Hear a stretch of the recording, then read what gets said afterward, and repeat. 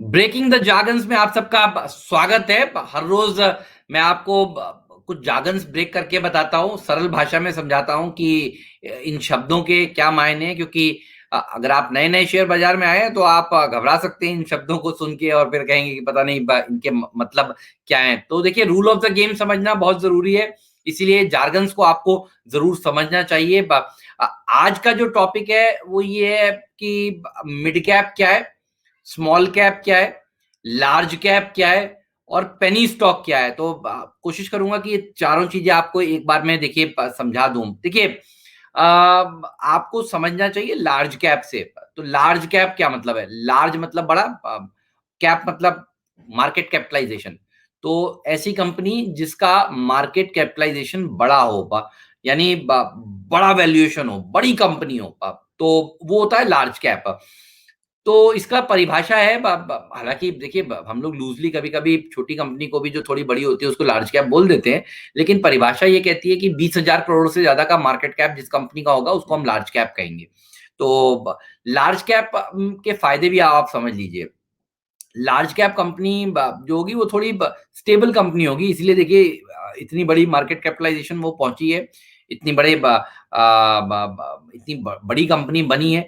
तो इसमें रिस्क कम होगा जब आप इसमें शेयर खरीदेंगे। तो जब भी अगर आप शेयर बाजार में नए नए आए तो लार्ज कैप से शुरुआत करिए। इसलिए मैंने सोचा आपको बता दूं, 20,000 करोड़ से ज्यादा का मार्केट कैप वाली लार्ज कैप होगी। और मिड कैप कंपनी कौन सी होगी? 5,000 करोड़ से मार्केट कैप से 20,000 करोड़ के मार्केट कैप वाली कंपनी को मिड कैप कंपनी कहेंगे। ये थोड़ी कम रिस्की होंगी। देखिए, लार्ज कैप तो बहुत ही, देखिए आपको देखिए शेयर बाजार में रिस्क तो है, तो या तो कम होगा या ज्यादा होगा, रिस्क तो हमेशा रहेगा।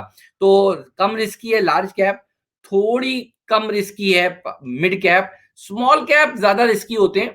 तो 5,000 करोड़ से कम के मार्केट कैप वाली कंपनी होती है स्मॉल कैप कंपनी, उसको स्मॉल कैपिटलाइजेशन, जिसका मार्केट कैप छोटा हो।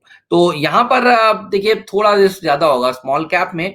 और फिर आपको सुनने में मिलेगा पेनी स्टॉक्स। इससे बिल्कुल तौबा करिएगा, आप दूर रहिएगा। अगर आप नए नए शेयर बाजार में आए, ये स्पेकुलेटिव स्टॉक्स होंगे। इसमें इन कंपनियों में बहुत कम रेवेन्यू होगा, होगा ही नहीं किसी में। तो किसी में खाली होप ही होगी, किसी में खाली स्टोरी होगी, व्हाट्सएप पर घूम रही होगी। तो अगर आप नए नए शेयर बाजार में आए हैं तो आप देखिए, आपको पेनी स्टॉक से तो बिल्कुल दूर रहना है। तो पेनी स्टॉक्स मतलब स्पेकुलेटिव स्टॉक, 10 रुपए से कम वाले शेयर, 20 वाले शेयर, 15 रुपए वाले शेयर, ये स्पेकुलेटिव स्टॉक्स हैं। 5 रुपए वाले शेयर, 50 पैसे वाले शेयर, पेनी, बिल्कुल पेनी वाले शेयर। तो आप को अपना रिस्क एपेटाइट देखिए पता होना चाहिए। हाँ, आपको लगता है कि भाई मैं रिस्क एपेटाइट मेरा बहुत है, ये पैसा कोई बात नहीं, अगर नहीं बना पैसा तो कोई कोई गम नहीं है। तो आप फिर स्मॉल कैप से भी शुरुआत कर सकते हैं, मिड कैप से भी शुरुआत कर सकते हैं।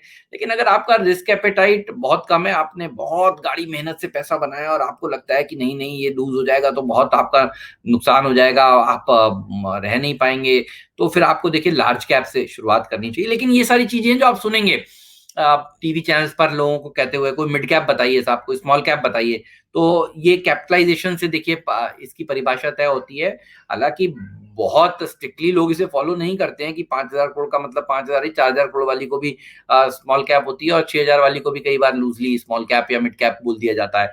लेकिन आपको मोटा मोटी पता होना चाहिए कि इनको इस तरह की परिभाषाएं क्यों दी गई हैं, वो ज्यादा जरूरी है आपके लिए जानना। तो जितनी बड़ी कंपनी उतना कम रिस्क और उतना आपकी सेफ्टी ज्यादा होगी। तो आई एम श्योर आपको ये बात आज समझ में आई होगी। कल मैं आपको ये भी बताऊंगा कि ब्लू चिप क्या होता है।